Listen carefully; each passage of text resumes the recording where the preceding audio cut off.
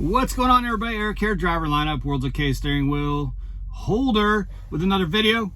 It's been a few weeks, as always, lately. I'm at terminal,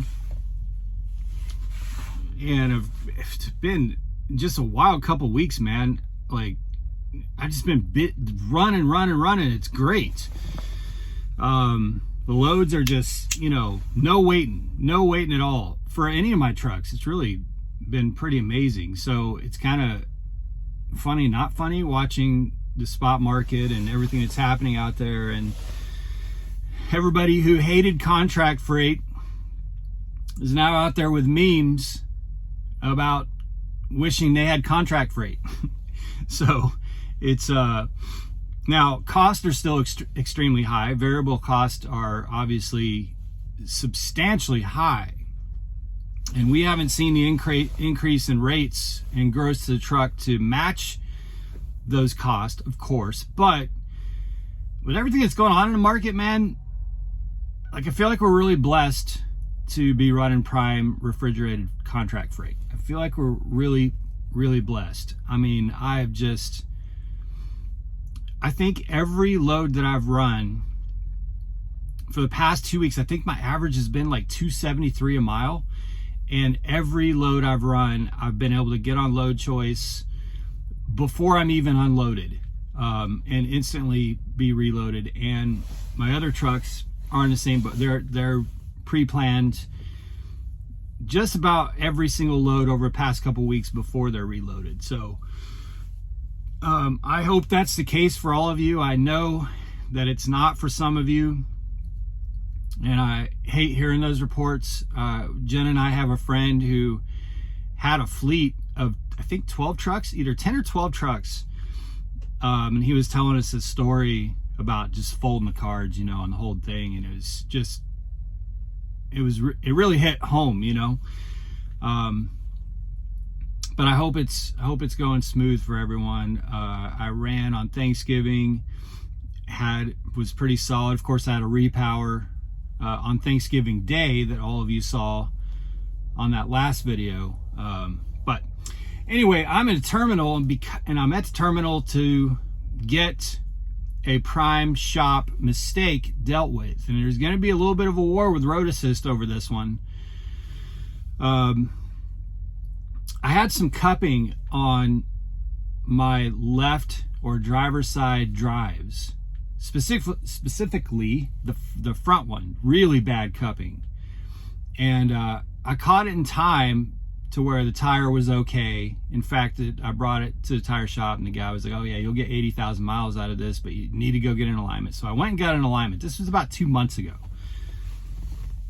It didn't fix the issue, and it was only out of alignment by just a hair. Like, the alignment guy said he was even surprised that he would be surprised if the alignment is what was causing the issue, but no one could see anything else. There was nothing wrong with the cams or anything like that. So I go run it, and it continues to get worse. And when I went for my DOT inspection, my annual DOT inspection, this would have been probably about 5 weeks ago, I want to say, 5-6 weeks ago.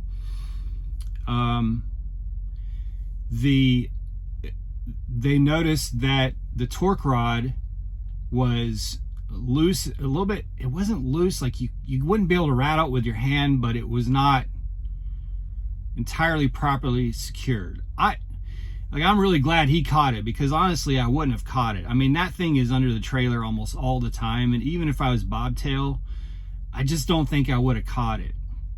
Like, he really had to get in there and show me what was going on. There was some grinding and stuff, so that was a warranty thing. So they replaced the torque rod, and he said that's what's going to do it for that front drive. He was like, if it was the back drive doing it, it wouldn't make sense, but it's definitely what's going to do it for the front drive. So good, get the inspection. I get that replaced, warranty. Get the inspection sticker, all good to go. I think I got a chassis lube at that time too. So I'm gonna go back out on the road, and over the last 5 or 6 days, I've noticed the cupping getting substantially worse. like noticeably in 5 or 6 days, and now it's carried over to the outside of the right side drives, the passenger side. It's different on those drives. It's really smooth, consistent all the way around the tire on the outside. On the one that's on the driver's side or the left, it's like cupping, like you've been chewing on a styrofoam cup. Really bad, really bad. Like that tire is it's gone, you know. It's game over for that tire. So I came in yesterday, you know, explaining all this, and the shop manager came out. They pulled up the part that they put in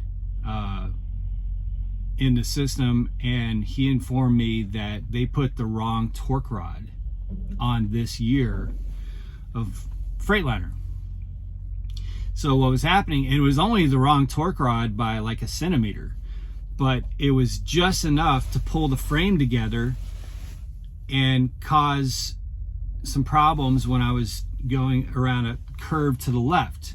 So the weight of the trailer being down on the frame, shifting to the right when I was taking curves to the left, and that's what's causing that the cupping and the problems with the tires. So I was pretty pissed about it, to be honest with you, because those other two tires were in great shape. One of them had been recently replaced right before I took this truck back, and to see it kind of be eaten up like that, pretty peeved, but super pissed about the one drive that's absolutely destroyed. Because like I said earlier, when I first brought this to their attention, I was told it had probably 80,000. I'd get another 80,000 miles out of it. Just need to get an alignment. Should be good. Okay, got the alignment. That wasn't it. Now, that's not on Prime. The tire guy wouldn't have caught the torque rod, right? So that isn't on Prime. But when I went back, got the DOT inspection, told him, hey, it's getting a little worse. He said the tire's still good, but yeah, this torque rod needs to be replaced, and that's what's causing it. At that point, it becomes Prime's fault because they put the wrong torque rod on it, which made the situation substantially worse. So now I'm in the boat of, okay, torque rod is a warranty thing. They did the wrong one. Fine. It's all, you know, get that all taken care of. But because you put the wrong one on, the tire's been destroyed. So now I have to get a new tire, which I'm waiting on right now.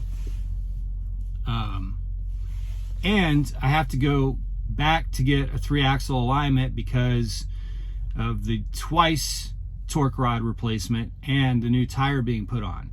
So I'm not going to accept responsibility for an alignment in a tire. It's not acceptable to me. I just paid for an alignment less than 2 months ago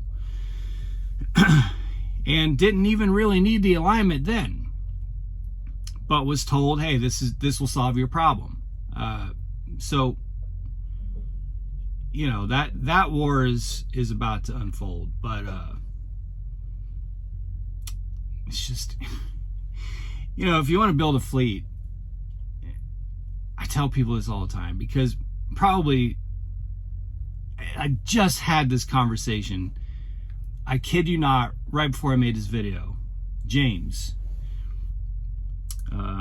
who I gave him my number and we exchanged contact information, but he was talking about this. So he's completing his lease and he's going through the process of getting a loan to buy out the truck, and then he wants to go ahead. He was thinking he wanted to add a second truck, and my thing to him was, here's a cautionary tale.